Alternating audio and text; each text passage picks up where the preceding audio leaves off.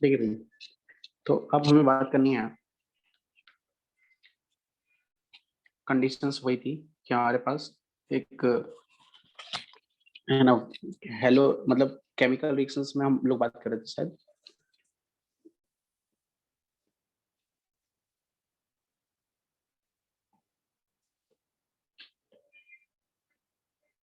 ठीक है, और हम केमिकल रिएक्शंस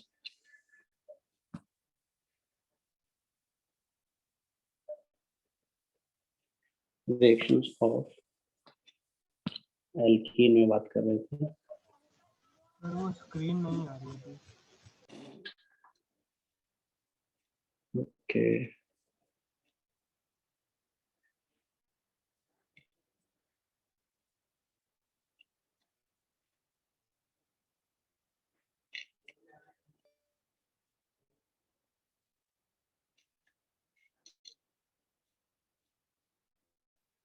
तो केमिकल रिएक्शंस ऑफ एल्केन में बात कर रहे थे हम लोग, और इसमें हम बात कर रहे थे सबसे पहले फोटोकेमिकल रिएक्शंस की। फर्स्ट है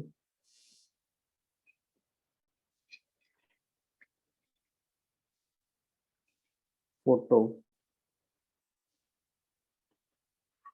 फोटो हैलोजिनेशन।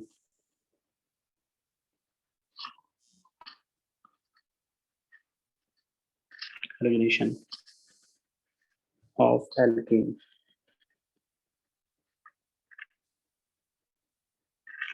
तो फोटो हैलोजिनेशन ऑफ एल्केन के अंदर हमने आपको लास्ट क्लास में बताया था कि जैसे मान लो हमारे पास CH4 है और CH4 एक्सेस में रखा गया है, और अगर मैं इसकी रिएक्शन Cl2 से इन प्रेजेंस ऑफ सनलाइट कराता हूँ,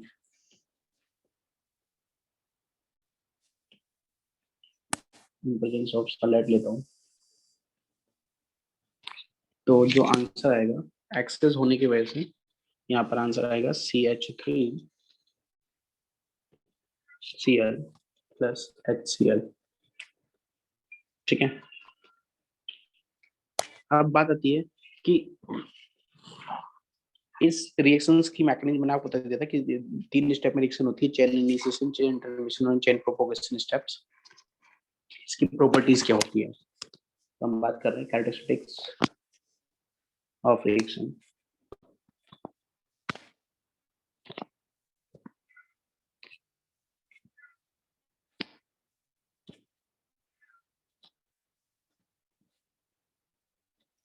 कैरेक्टरिस्टिक्स ऑफ रिएक्शन।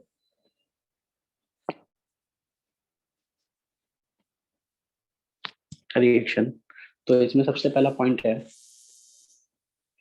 कि formation of alkyl free radical is what, RDS।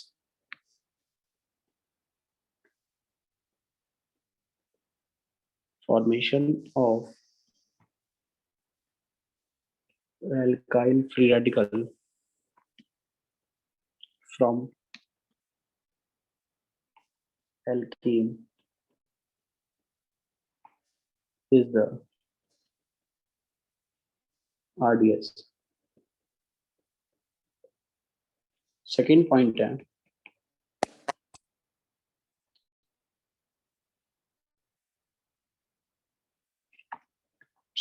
है कि rate of reaction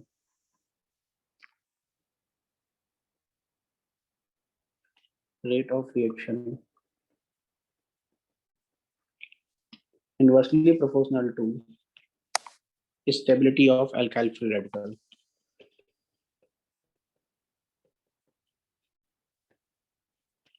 stability of alkyl free radical। और अगर स्टेबिलिटी ऑर्डर की आप बात करोगे,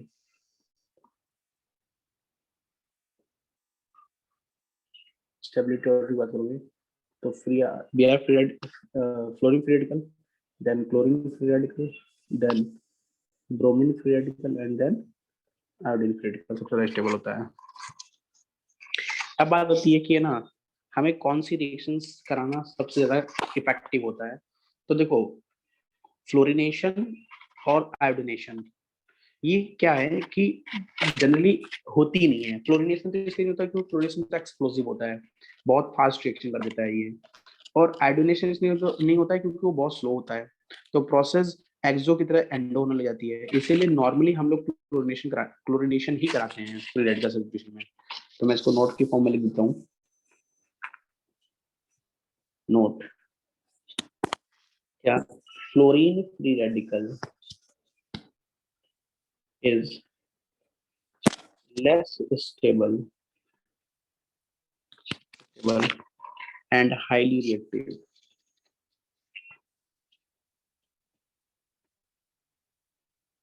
Highly reactive. Reactive. So fluorination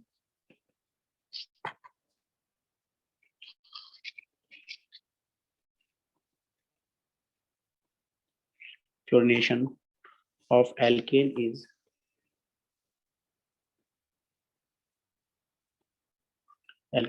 explosive.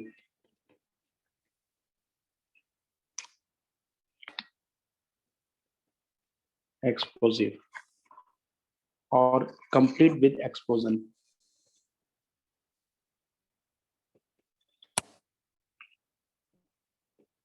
Completes with explosion.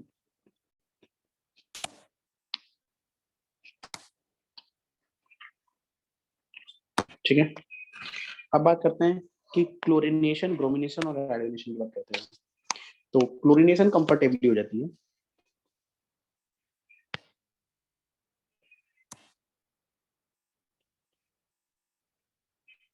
Chlorination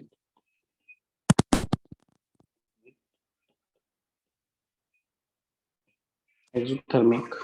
On the other hand,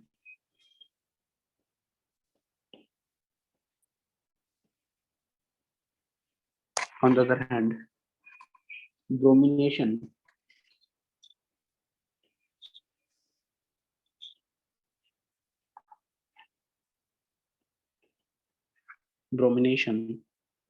and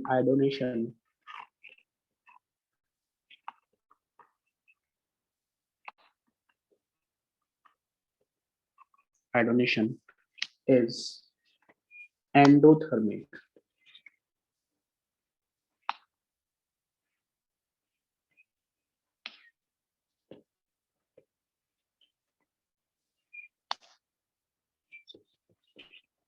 ठीक है, अच्छा, अगर मान लीजिए आप एल्कीन रिएक्शन Cl2 से इन प्रेजेंस ऑफ ब्राइट सनलाइट करा देते हैं, तो क्या होता है? जैसे मान लीजिए ये CH4 है और आपने रिएक्शन कराई Cl2 से इन प्रेजेंस ऑफ BSL। BSL मतलब होता है bright sunlight, bright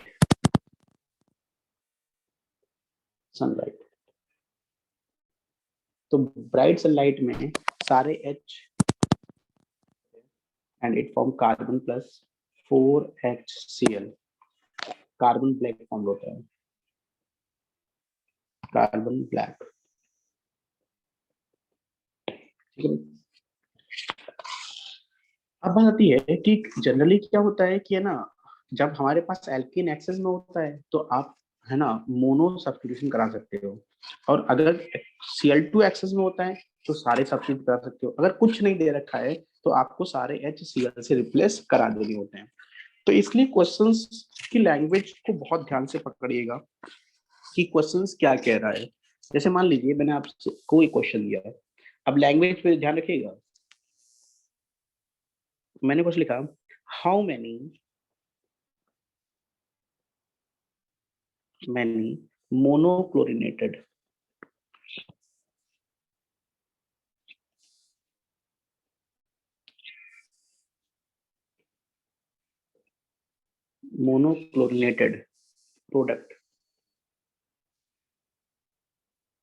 product are formed। तो आपसे पूछा गया कितने मोनोक्लोरिनेटेड प्रोडक्ट फॉर्म होंगे, ये पूछा गया हमसे, ठीक है ना। तो अगर हमसे मोनोक्लोरिनेटेड पूछा गया ना तो हम एक ही क्लोरीन को सब्स्टिट्यूट करा के जोड़ ऐड करेंगे उसके अंदर, बस, ठीक है ना। तो जैसे मान लो हमारे पास पहला क्वेश्चन था कि यार, मेरे पास पहला क्वेश्चन है कि CH4, तो CH4 के मोनोक्लोराइड प्रोडक्ट कितने बन सकते हैं? तो हमें पता है यार एक ही बनेगा, कौन सा वाला, CH3Cl। क्वेश्चन नंबर 2, मैंने आपको दिया CH3 सिंगल बॉन्ड CH3, तो इसके मोनोक्लोराइड प्रोडक्ट कितने बन सकते हैं? तो इसका भी एक ही बन सकता है, CH3 CH2Cl। क्वेश्चन नंबर 3, मेरे पास क्या है, CH3 CH2 एंड CH3, और यहाँ Cl2 है, तो इसमें कितने मोनोक्लोराइड प्रोडक्ट बन सकते हैं हम? तो इसमें दो कैटेगरी के बन सकते हैं। पहला ये कि बन सकता है CH3 CH2 CH2 and Cl plus CH3 CHCl and CH3। ठीक है। क्वेश्चन नंबर 4, मैंने कहा कि मान लो मेरे पास ब्यूटेन की बना है, CH3 CH2 CH2 and CH3, तो इसमें जो मोनोक्लोराइड प्रोडक्ट बनेंगे वो बनेगा CH3 CH2 CH2 CH2Cl plus CH3 CH2 CHCl and CH3। और अगर तुमने इसमें स्टीरियो ऐड किया, इनकेस अगर तुमने इसमें स्टीरियो ऐड किया, तो ये एक कायरल सेंटर बनेगा। और अगर ये कायरल सेंटर बनता है तो इसके दो आंसर होंगे, एक R और एक S। तो दो इसके हो गए, एक ऊपर वाले का, तो टोटल जो आंसर आएगा वो कितना जाएगा, 3 आ जाएगा। ठीक है। जैसे मान लीजिए मुझे पेंटेन दिया गया फिफ्थ, तो मैंने लिखा CH3 CH2 CH2 CH2 and CH3 in presence of Cl2 and sunlight। तो यहाँ जो पॉसिबिलिटीज रहेगी वो एक तो ये है 1 2 3 4 5, यहाँ Cl 1 2 3 4 1 2 3 4 5, यहाँ Cl, और 1 2 3 4 5 और यहाँ Cl। इसमें ये वाली कंडीशन कायरल होगी, तो दो आंसर इसके होंगे, एक आंसर इसका होगा और एक आंसर इसका होगा। मतलब अगर मोनो पूछा है तो मोनो ही आंसर देना होगा अपने को। क्वेश्चन नंबर 6, मैंने लिखा CH3 C CH3 H and CH3, यहाँ लिखा Cl2 in presence of sunlight। इसका आंसर आएगा CH3 C CH3, यहाँ आ जाएगा Cl एंड CH3, और प्लस आ जाएगा CH3C CH3H एंड CH2Cl। ये और देखिए क्वेश्चन जरा, है ना। जैसे मान लीजिए कि हमने लिखा दिस वन, इसमें मैंने लिखा CH3 CH CH3 CH2 and CH3, तो इसके कितने मोनोक्लोरेटेड प्रोडक्ट फॉर्म होंगे? तो अगर मैं यहाँ पर Cl2 की बात करूँ इन प्रेजेंस ऑफ सनलाइट, तो पॉसिबिलिटीज देखो कहाँ कहाँ है, एक यहाँ हो सकती है, एक यहाँ हो सकती है, एक यहाँ हो सकती है और एक यहाँ हो सकती है। तो पॉसिबिलिटीज के हिसाब से आंसर देखो हमारे पास में, फटाफट देखिए आंसर। यहाँ लिखा Cl CH2CH CH3 CH2 and CH3। दूसरा है CH3 CH, यहाँ आ जाएगा CH3 CH3, यहाँ आ जाएगा CH2 एंड CH3। इसके बगल में यहाँ आएगा CH3 CH CH3 CH, यहाँ आ जाएगा Cl एंड CH3, और लास्ट आएगा CH3 CH CH3 CH2 and CH2Cl। अब कायरल चेक कर लो, इस पहले वाले में कोई कायरल, यस ये कायरल बन रहा है, दूसरे वाले में कोई कायरल नहीं बन रहा है, तीसरे वाले में कायरल ये बन रहा है, और चौथे वाले में कायरल नहीं बन रहा है। तो टोटल कितने आ जाएंगे, इससे आंसर 2 आ जाएगा, इसका आंसर 1 आ जाएगा, इसका आंसर 1 आ जाएगा, सॉरी 1 + 1 2 आ जाएगा इसका आंसर, इसका आंसर 2 आ जाएगा, और इसका आंसर 1 आ जाएगा। तो 2 + 2 4 एंड 2 6, टोटल आंसर कितने जाएंगे? 6 आ जाएंगे। क्लियर? तो अगर क्वेश्चन में मोनोक्लोनेटेड बोला है तो आपको मोनोक्लोनेटेड प्रोडक्ट डिफाइन करना है। अब मान लीजिए कि मैंने कहा यार डाइक्लोरिनेटेड प्रोडक्ट, मान लीजिए मैं आपसे पूछूं क्या डाइक्लोरिनेटेड प्रोडक्ट बताओ, तो अगर डाइक्लोरिनेटेड प्रोडक्ट पूछेगा तो आपको डाइक्लोरिनेटेड प्रोडक्ट बताना पड़ेगा। Question is how many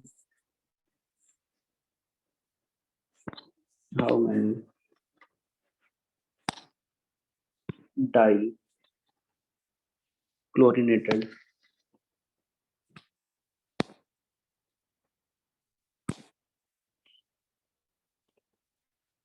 chlorinated product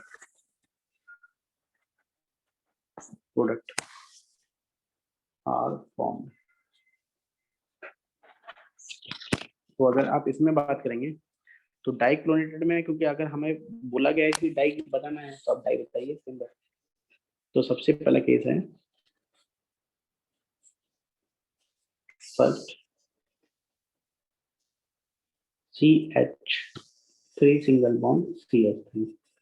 तो अगर इसमें आपको डाइक्लोरिनेटेड बोला गया है Cl2 के साथ, तो आंसर आएगा CH3 CH Cl and Cl एक भी आ सकता है, और दूसरा आ सकता है CH2Cl सिंगल बॉन्ड CH2Cl।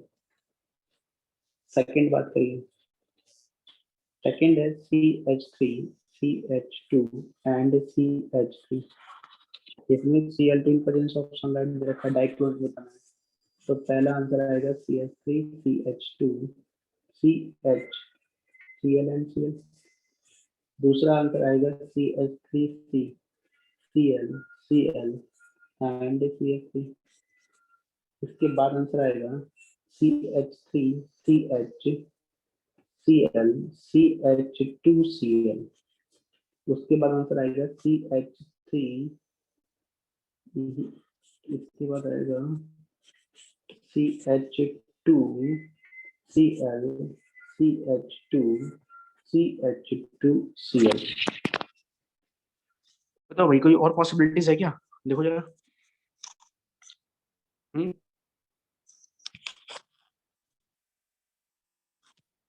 बोलो। 1 1 हो गया प्रोपेन के साथ में, तो यही बनेगा 3, ठीक है ना। और इसमें कोई कायरल देखो बन रहा है क्या? तो कायरल में पहला कोई कायरल नहीं है, दूसरा कोई कायरल नहीं है, तीसरा कायरल है। यस, ये कायरल है, तो इसके 2 आंसर आ जाएंगे। तो और इसमें कोई कायरल नहीं है, तो टोटल कितना हो गया? 2 3 4 5 आंसर आ जाएंगे इसके अंदर, ठीक है। ऐसे ही क्वेश्चन नंबर 4 की बात करते हैं, सॉरी 3 की बात करते हैं। अब 3 में क्या किया है मैंने, मेरे को ब्यूटेन दिया गया है। तो अगर ब्यूटेन दिया गया है तो इसके डाइक्लोरिनेटेड प्रोडक्ट की बात करनी है।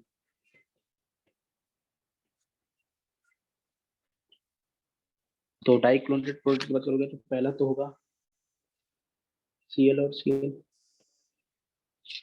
इसके बाद होगा Cl एंड Cl, इसके बाद होगा Cl एंड Cl, इसके बाद होगा Cl एंड Cl, इसके बाद होगा Cl एंड Cl, और इसके बाद होगा Cl एंड Cl। अब इसमें कायरल चेक कर लो फटाफट जल्दी से। पहला नहीं होगा, दूसरे वाले में ये कायरल होगा, तीसरे वाले में ये वाला होगा, चौथे वाले में नहीं होगा, पांचवे वाले में ये होगा, और चौथे इसमें नहीं होगा। तो इसके आंसर आएगा 2, एक कायरल सेंटर है, इसका भी 2 आएगा, इसमें 2 कायरल सेंटर सिमेट्रिकल 3 आंसर आ जाएगा, और इसका नहीं आएगा। तो अगर आपसे बोला जाए कि यार मोनोक्लोनेटेड प्रोडक्ट बताइए तो आप मोनो बताएंगे, आपसे डाई पूछा जाएगा तो डाई बताएंगे, और नहीं पूछा जाएगा तो आपको एच सारे रिप्लेस कर देने होते हैं। अब बात आती है कि इनमें एक और तरीके का क्वेश्चन होता है कि यार मेजर प्रोडक्ट किसका बनेगा। ये तो मिक्सचर्स ऑफ मोनो या डाई सब्स्टिट्यूटेड हेलोल्केन्स है, लेकिन अगर मान लो मैं पूछूं कि इसमें मेजर कौन है, तो how to decide major and minor product in mono substituted या क्लोरो सब्स्टिट्यूटेड प्रोडक्ट।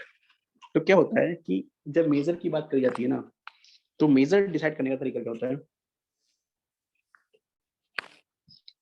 कि अगर आपको क्लोरीनेशन कराना है,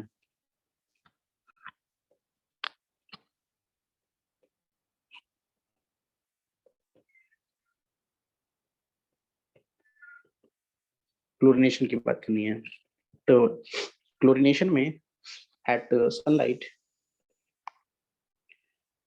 और एट 125 डिग्री सेंटीग्रेड, तो 1 डिग्री हाइड्रोजन सब्स्टिट्यूट करने के लिए जो प्रोबेबिलिटी फैक्टर लगाए गए and 2 degree hydrogen and 3 degree hydrogen के लिए इसकी वैल्यू रखी गई है 1, 3.8 और ये है 4.5, और 25 डिग्री सेंटीग्रेड पर ये होता है 1, ये वैल्यू होती है 4 और ये वैल्यू होती है 5। और अगर आपको ब्रोमिनेशन कराना है, फॉर ब्रोमिनेशन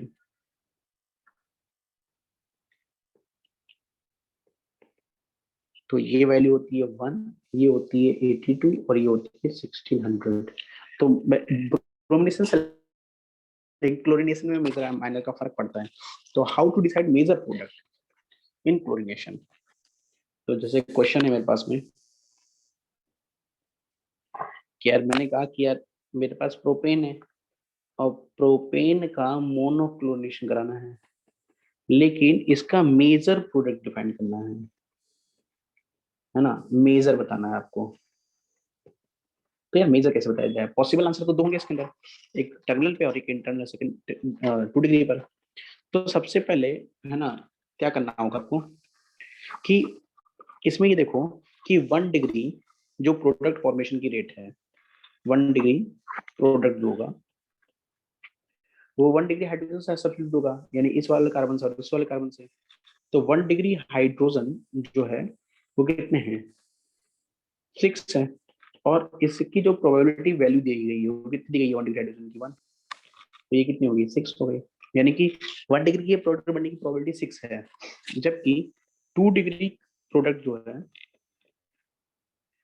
उसकी केवल 2 ही हाइड्रोजन उसके पास, और उसकी जो वैल्यू रखी गई है वो कितनी रखी गई 3.8, तो ये होगा 3.8। तो 3.8 पर अगर हम मल्टीप्लाई करेंगे तो कितना जाएगा 7.6। तो टोटल जो प्रोडक्ट बनने की प्रोबेबिलिटी है वो कितनी है 13.6। अब 13.6 में मोनो कितना बन सकता है 1 डिग्री वाला, तो 6/13.6 इंटू क्या कर दीजिए 100, और 2 डिग्री से बन सकता है 7.6/13.6 इंटू 100। क्लियर भाई? तो उससे आप मेजर और माइनर डिफाइन करोगे। तो बताओ पहले वाले से कितनी वैल्यू आएगी, परसेंटेज वैल्यू कितनी आएगी, बोलो भाई।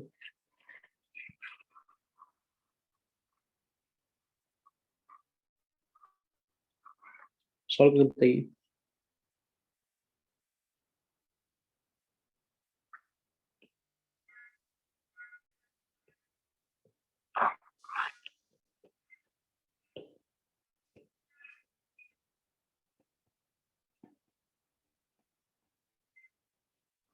'कितनी आ रही वैल्यू,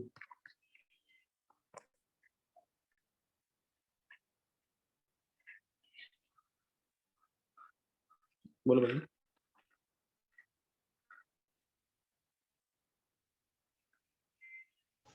तो 44.11% आ रहा 44, है। हाँ ये और दूसरे वाले कितना आ रहा है? 100 में से 44 सबट्रैक्ट कर दीजिए, उतनी इसकी बचेगी। कितना आ रहा है? तो 56 बचेगा। तो समझ में आएगी बात, कौन सी वैल्यू, मतलब समझ आए कि कैसे हम लोग है ना मेजर और माइनर डिफाइन करेंगे, ये है ना। तो एक तो तरीका ये होता है भाई, ठीक है ना, एक तो तरीका हमारे पास में ये है। उसके बाद जो दूसरा तरीका होता है वो क्या होता है कि यार देखो मेजर और माइनर निकालने का यही तरीका होगा, आप इसमें कोई और दूसरा तरीका अप्लाई भी मत कर दीजिएगा, ठीक है ना, क्योंकि कोई जरूरी नहीं है। जनरली अगर देखा जाता है ना तो क्या बोला जाता है कि यार देखो सेकेंडरी तो वैसे भी स्टेबल बनता है, लेकिन ऐसा नहीं होता है। जैसे मान लीजिए कि अगर हम आपको एक और क्वेश्चन दें, है ना, question number 2।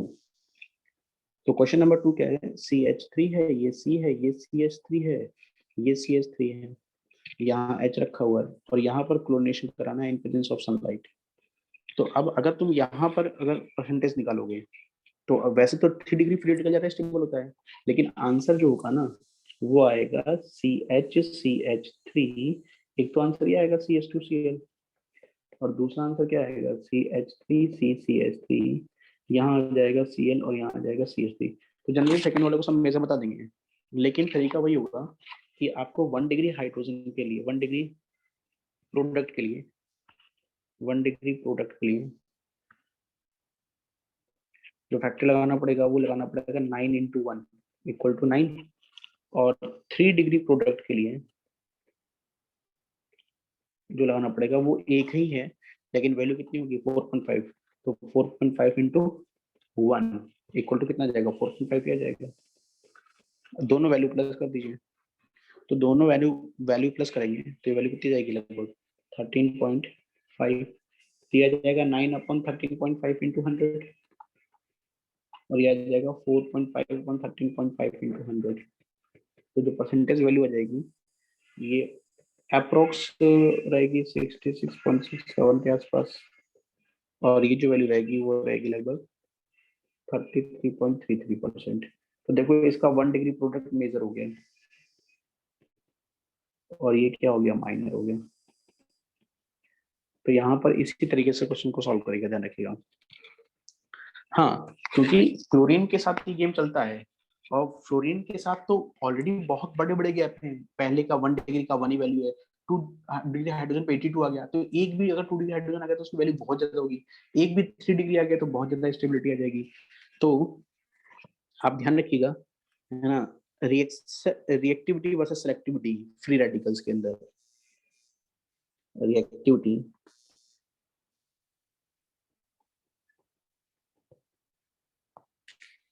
Versus selectivity.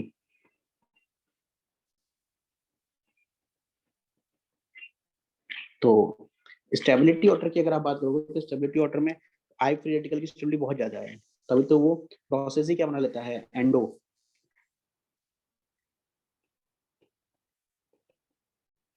Stability order की अगर आप बात करेंगे तो सबसे ज्यादा फ्री रेडिकल स्टेबल होता है, देन क्लोरीन होता है, देन ब्रोमीन होता है, एंड देन आयोडीन होता है। रिएक्टिविटी की बात करो,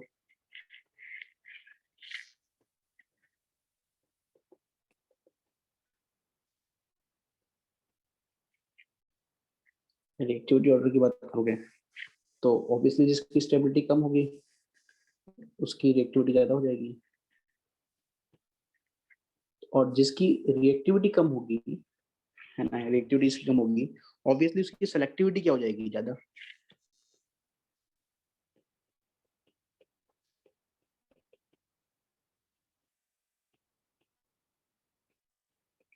तो आई फ्री रेडिकल सबसे ज्यादा स्टेबल होता है, then Br, then Cl, then F।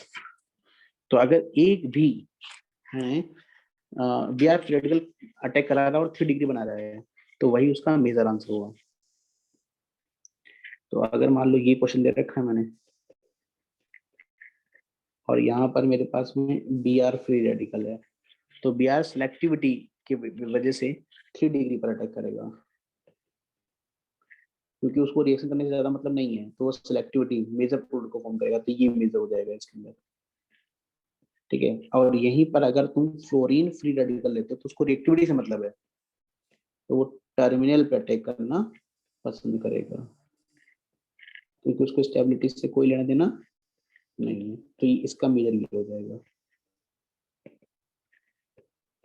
ठीक है भाई, तो ये कहानी खत्म हो गई आपकी हाइड्रोकार्बन चैप्टर की, मतलब हाइड्रोकार्बन मतलब एल्कीन्स की। बाकी मैंने लास्ट क्लास में पूरा बता दिया था, ये एल्केन में free radical substitution exchange chlorination की बात खत्म कर दी मैंने। What is clear? Yes. अब बात करते हैं नेक्स्ट टॉपिक, है ना, नेक्स्ट कंपाउंड की, और वो है आपका एल्कीन। ठीक है, तो अगर हम एल्कीन की बात करें, नेक्स्ट एल्कीन,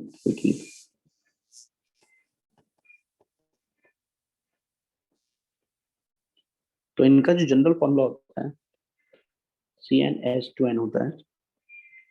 ठीक है, और स्मॉलेस्ट जो एल्कीन होती है वो ये वाली होती है।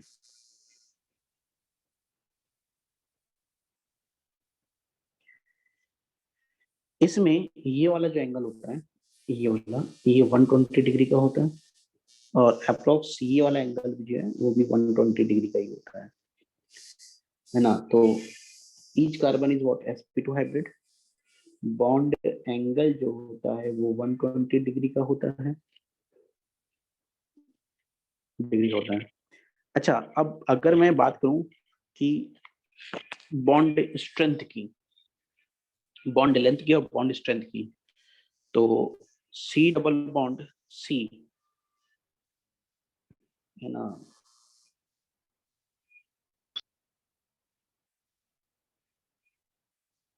And double bond C, single bond C की, तो जो बॉन्ड लेंथ होती है वो होती है लगभग इसकी 1.34 एंगस्ट्रॉम के आसपास, और इस वाली की होती है 1.21 एंगस्ट्रॉम के आसपास। और बॉन्ड एनर्जी की अगर आप बात करोगे, तो डबल बॉन्ड की बॉन्ड एनर्जी, है ना, होती है 146 किलो कैलोरी के आसपास, और ये होती है 106 किलो कैलोरी के आसपास। ठीक है ना, अब बात करते हैं MOP, that is called method of preparation, GMP, general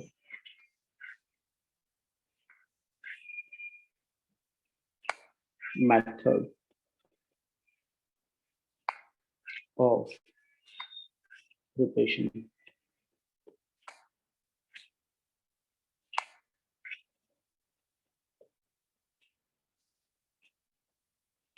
तो जनरल मेथड ऑफ प्रिपरेशन में बात करते हैं सबसे पहले हाइड्रोजनेशन ऑफ एल्काइंस। बहुत इंपॉर्टेंट रिएक्शन कर रहा हूं मैं आपको। सबसे पहली रिएक्शन है हाइड्रोजनेशन ऑफ एल्काइन।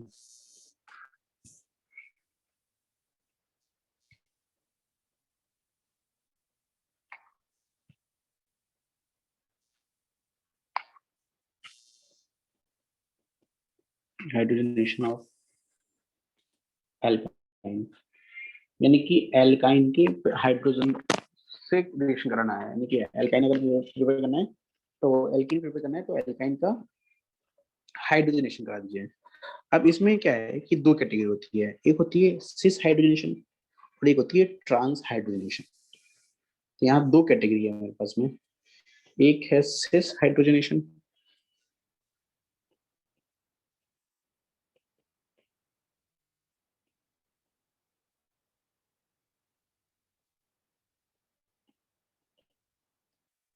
और बी है ट्रांस हाइड्रोजनेशन।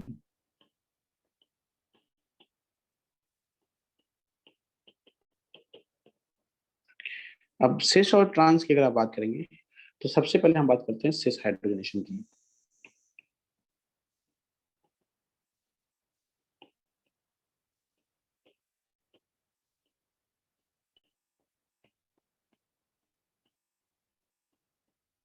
सिस हाइड्रोजनेशन की, तो इसमें क्या होता है सिस हाइड्रोजनेशन में, कैटालिटिक हाइड्रोजनेशन होती है एल्काइन के साथ in the presence of poison catalyst के साथ, है ना। बहुत इंपॉर्टेंट रिएक्शन है, that is called Lindlar catalyst. तो हमें लिख देते हैं catalytic hydrogenation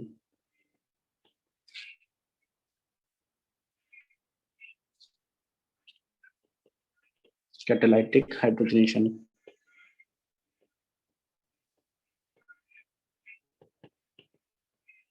hydrogenation of alkyne in presence of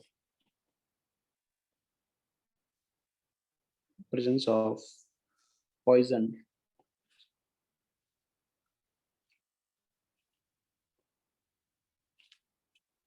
catalyst catalyst. अब सबसे पहले बात करते हैं, है ना, लिंडार कैटलिस्ट की। लेकिन मैं सारे कैटलिस्ट सेक्शन दे दूंगा मैं। सबसे पहला है हमारे पास में एल्काइन। ये है R C triple bond C R. तो सबसे पहला लिख रहा हूं मैं,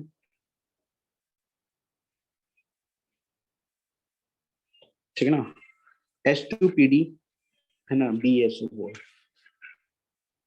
H2PD BaSO4 हाइड्रोजन है, और PdBaSO4 कैटलिस्ट दे रखा है, साथ में टेम्परेचर है। इसी को बोलते हैं लिंडार कैटलिस्ट।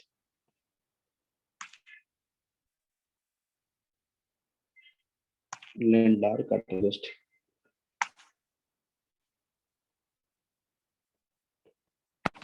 लिंडार कैटलिस्ट, ठीक है।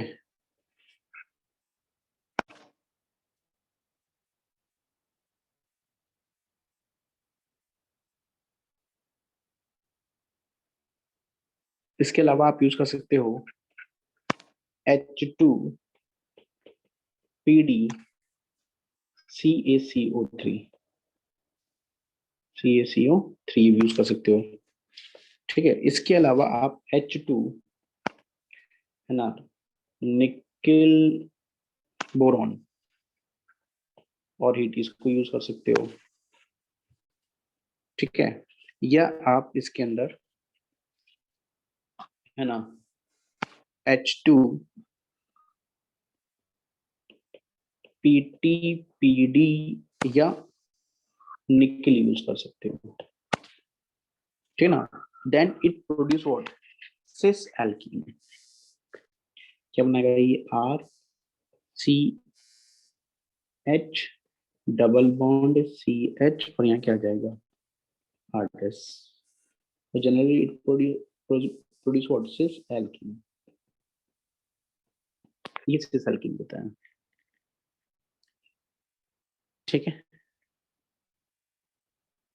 नेक्स्ट है क्या, ये है ना, ये मतलब ये सिस एल्कीन्स कैसे प्रिपेयर करती हैं, काम क्या होता है इसका, ये पॉइजन वाला काम क्या करता है, किस तरीके से काम करता है। तो पॉइजन कैटलिस्ट में आपके पास तीन कैटलिस्ट ऐसे होते हैं जो पॉइजन का काम करते हैं। एक तो लेड एसिटेट काम कर लेता है, S8 रोम्बिक सल्फर काम कर लेता है, आइसोक्यूनिलॉन, है ना, ये भी कर लेता है। जो PdBaSO4 है ना, इसमें यूज किया जाता है ना, IQ, है ना, ये भी यूज कर सकते हैं। तो मैं आपको बता देता हूँ कौन कौन सी कैटलिस्ट है। एक तो है लेड एसिटेट, PbOAC। एक होता है F8, और एक ये वाला,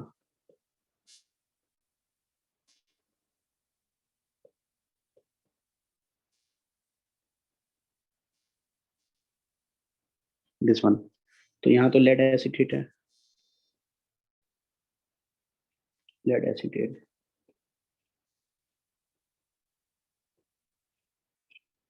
rhombic sulphur,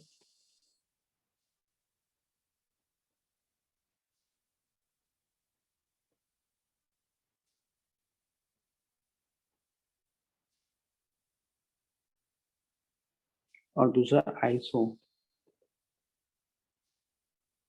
quinoline.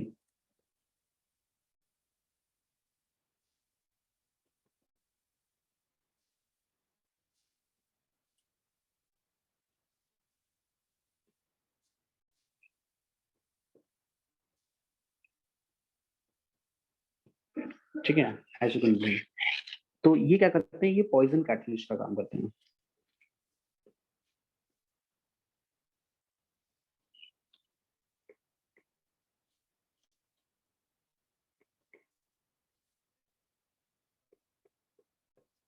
Poison catalyst,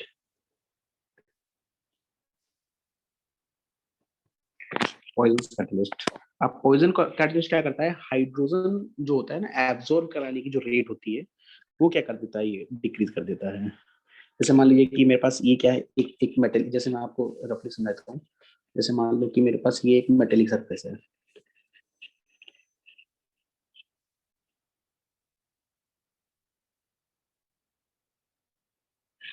ठीक है ना।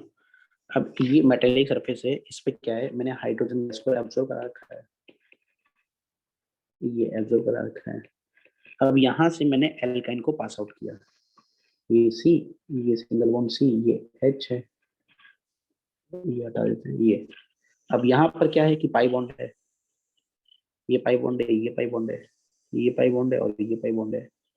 तो ये क्या है, ये हाइड्रोजन की कांटेक्ट में आते हैं, ठीक है ना। और ये हाइड्रोजन को क्या करते हैं, एब्जॉर्ब करते हैं। अब क्योंकि जो PdBSO4 है, ये BSO4 क्या करता है, BaSO4 ये हाइड्रोजन को, गैस को एब्जॉर्ब ही कम करा देता है। तो बेसिकली जब यहाँ से रिएक्शन आगे बढ़ेगी, तो जब हाइड्रोजन गैस कम एब्जॉर्ब हुई होगी मेटेलिक सरफेस पे, तो वो अनसैचुरेशन वाले मॉलिक्यूल से भी क्या कभी रिएक्ट कर पाएगी। तो ये सी, डबल बॉन्ड सी और एक एक एच एब्जॉर्ब करा पाया, यहाँ से निकाल पाया, ठीक है, क्योंकि सरफेस ही नहीं अच्छा था, तो ये एब्जॉर्ब हो गया यहाँ पर इससे।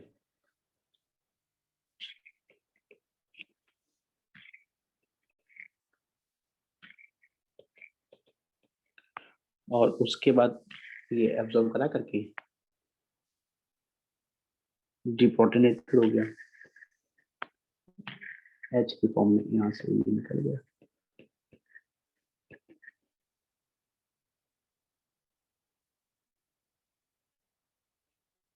ठीक है, तो ये सिस एडिशन कराता है, ये बेसिकली एक ही तरीके से हाइड्रोजन गैस को क्या कर लेता है, एब्जॉर्ब कर लेता है। अब आती है trans hydrogenation, next category, trans hydrogenation.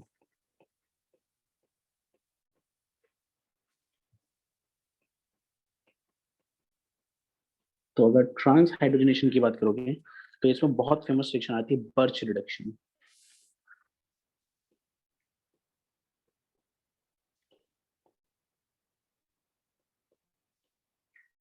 Birch reduction, तो देखो बर्च रिडक्शन में क्या होता है, sodium in presence of liquid ammonia लिया जाता है, ठीक है। तो वो क्या करता है, ट्रांस हाइड्रेशन कराता है, और ये बेसिकली नॉन टर्मिनल एल्काइंस पे वर्क करता है।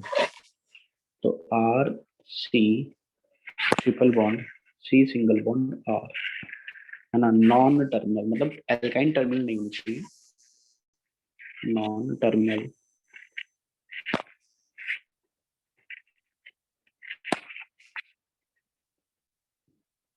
नॉन टर्मिनल एल्काइन होगा।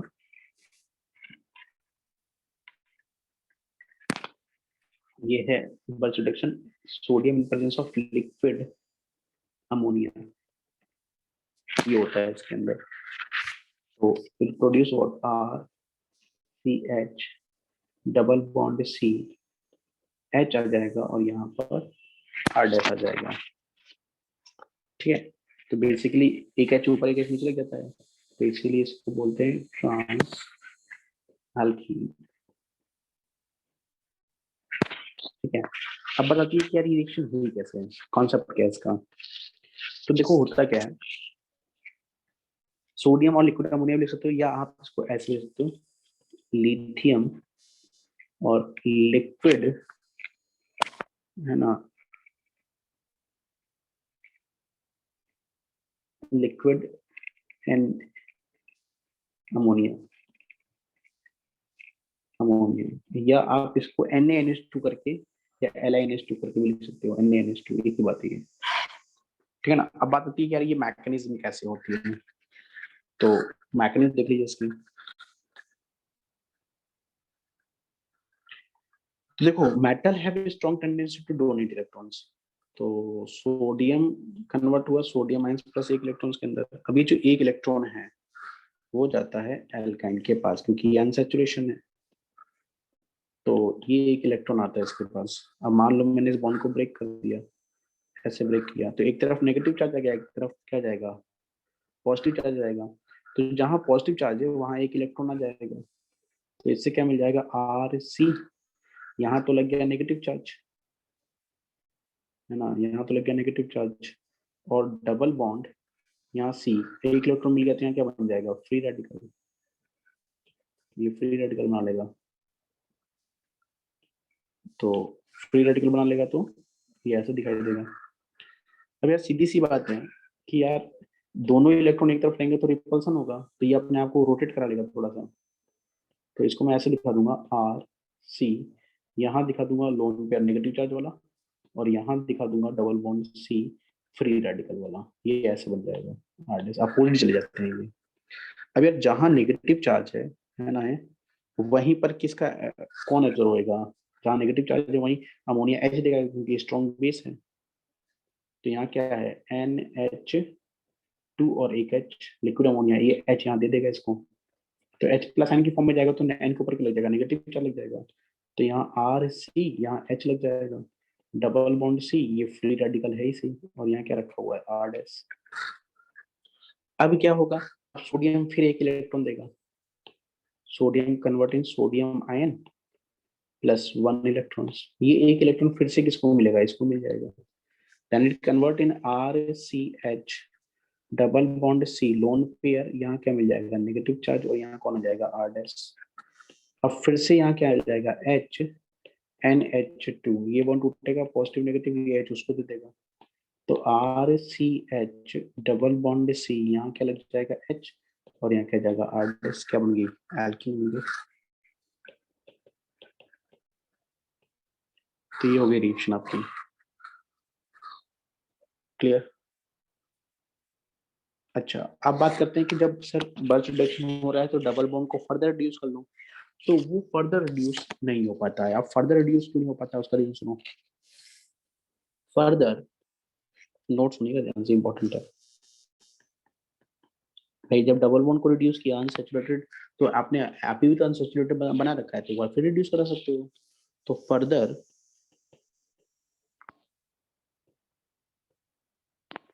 Hydrogenation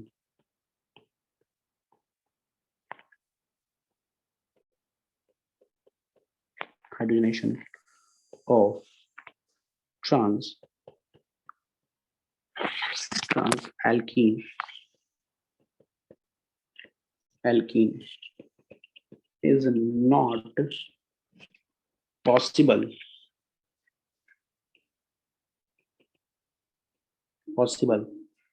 because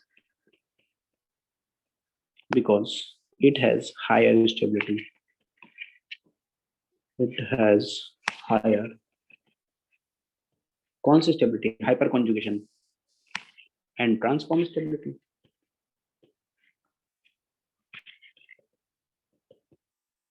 higher stability. अच्छा, अब बात आती है कि टर्मिनल अल्काइन क्यों नहीं रिड्यूस हो पाते हैं, उसका भी सुनो।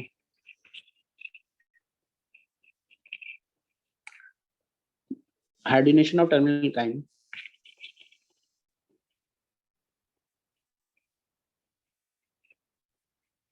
Hydrogenation of terminal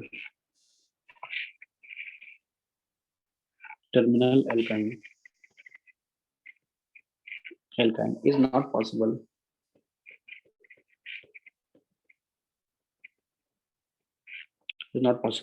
by Birch reduction.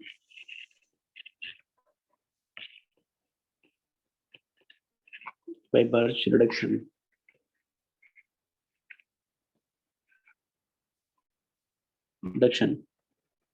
Because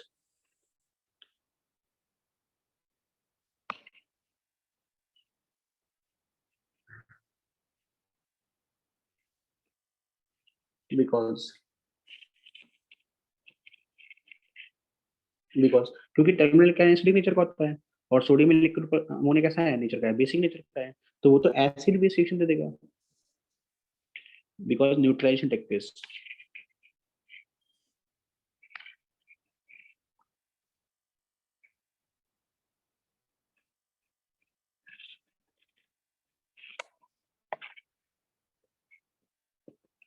neutralisation take place.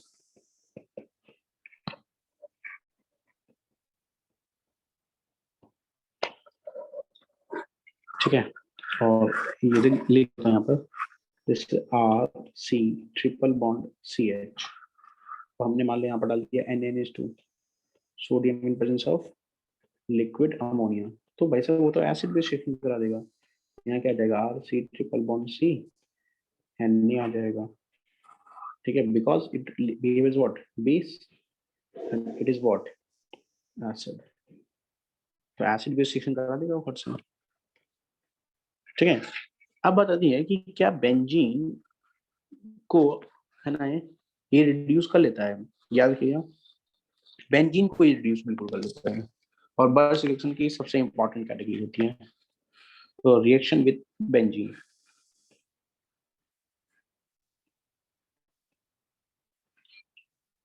Reaction with benzene,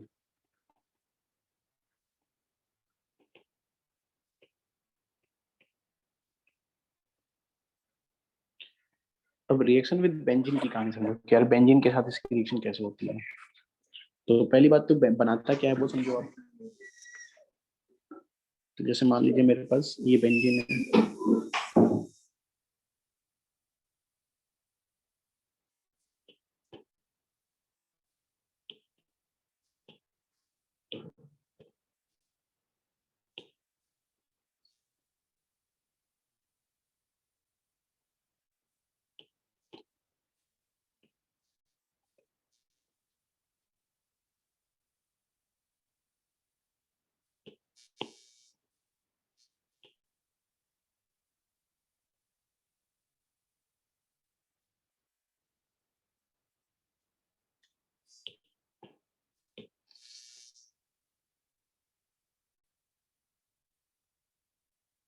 मान लीजिए बेंजीन है, ठीक है। अब बेंजीन में हमने यहाँ पे डबल बॉन्ड लगा दिया, यहाँ डबल बॉन्ड लगा दिया, यहाँ डबल बॉन्ड लगा दिया, और इसकी रिएक्शन करा दिया sodium in presence of liquid ammonia. तो जो आंसर आएगा वो देखो क्या आएगा,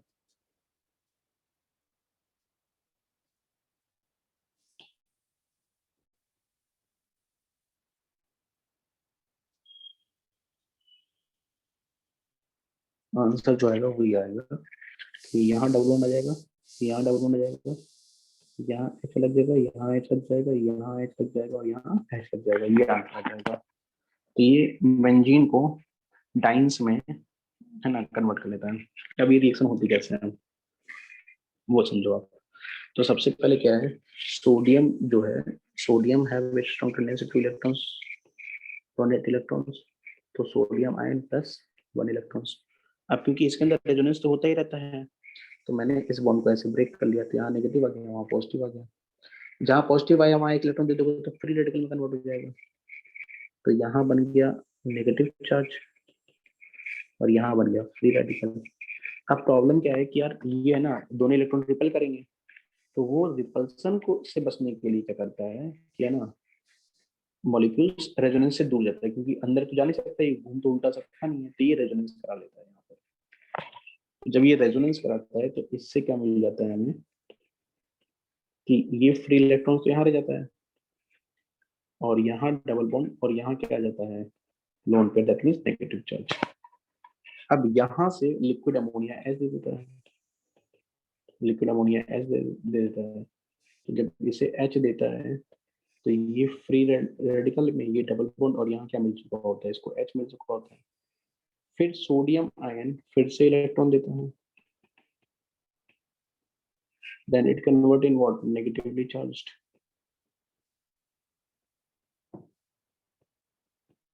फिर सोडियम इन लिक्विड अमोनिया फिर से देता है H।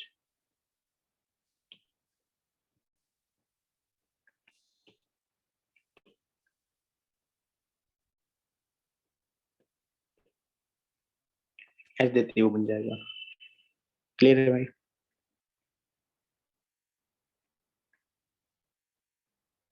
क्लियर है? यस। ठीक है, नेक्स्ट है, ये भी बहुत अच्छी रिएक्शन है, bromo blank reduction.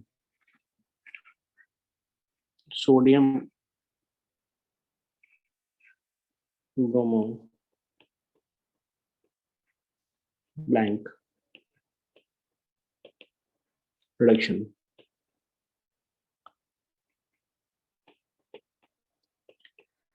Bromo blank reduction में क्या होता है, टर्मिनल एल्काइंस होती है या एल्काइंस होती है।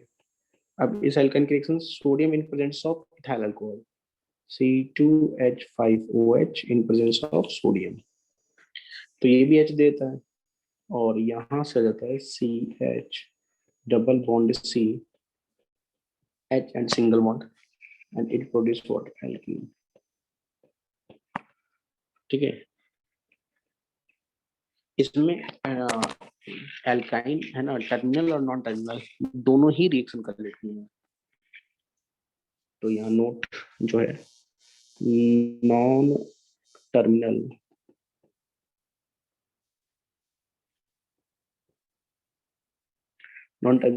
as well as terminal alkyne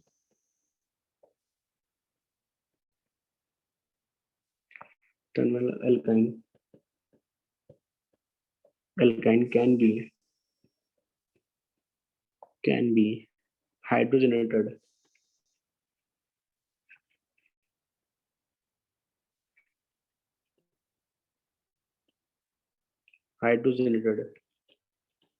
by bromo-Blank reduction.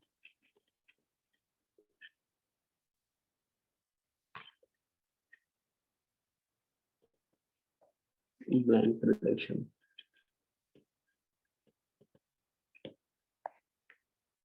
ठीक है,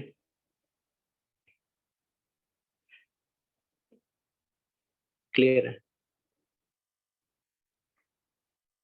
तो ये हो गई आपकी method of preparation of alkenes by reduction process. Clear है भाई? यस ठीक है, और कुछ रिएक्शंस मैंने आपको पहले ही बताई थी और यूनिक रिएक्शंस हैं, लेकिन एलिमिनेशंस की वजह से मैं उनको नेक्स्ट चैप्टर में बात करूंगा। Next study physical properties.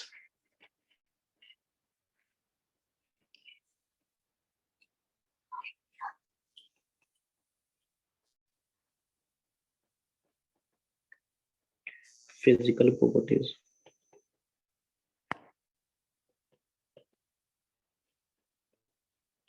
तो फिजिकल प्रॉपर्टीज में बात करेंगे तो पहला ही प्रॉपर्टी है कि alkenes colourless and odourless. Alkenes colourless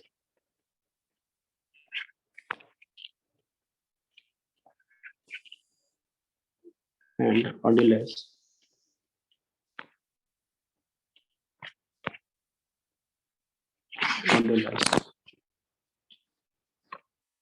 Second point है less soluble in water.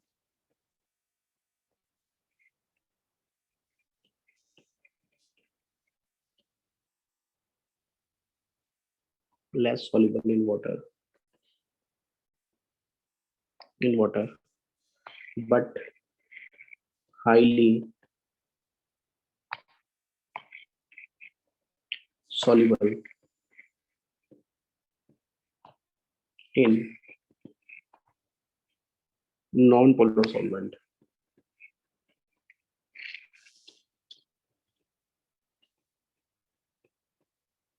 Non-polar solvent like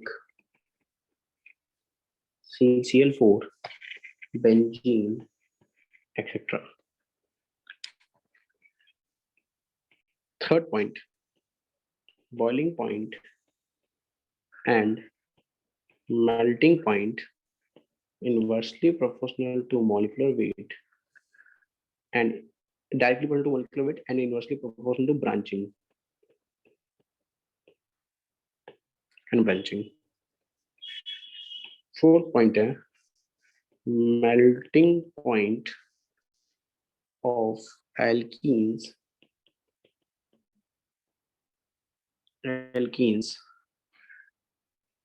is slightly higher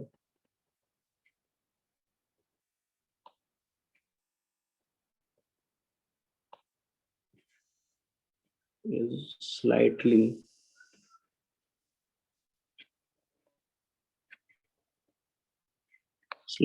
higher than alkenes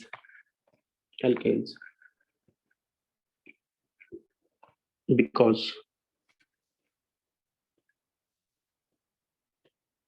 because they have polarizable pi bond. They have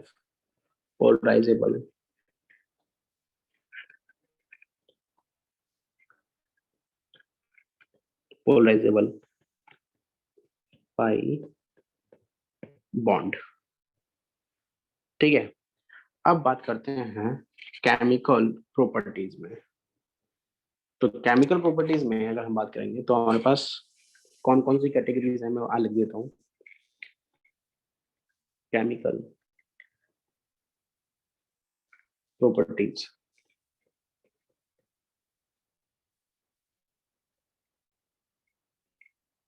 तो केमिकल प्रॉपर्टीज में पहली reaction है electrophilic addition reaction, दूसरी reaction है free radical addition reaction, third है substitution reaction,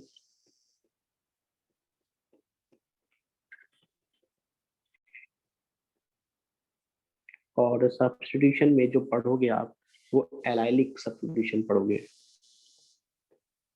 क्योंकि generally addition property होती है लेकिन एलाइलिक पोजीशन पे सब्स्टिट्यूशन कर लेता है।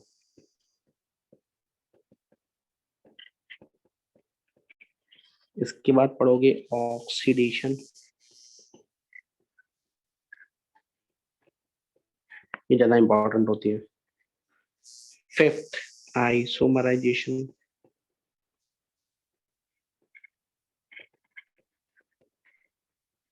और लास्ट पॉलीमराइजेशन।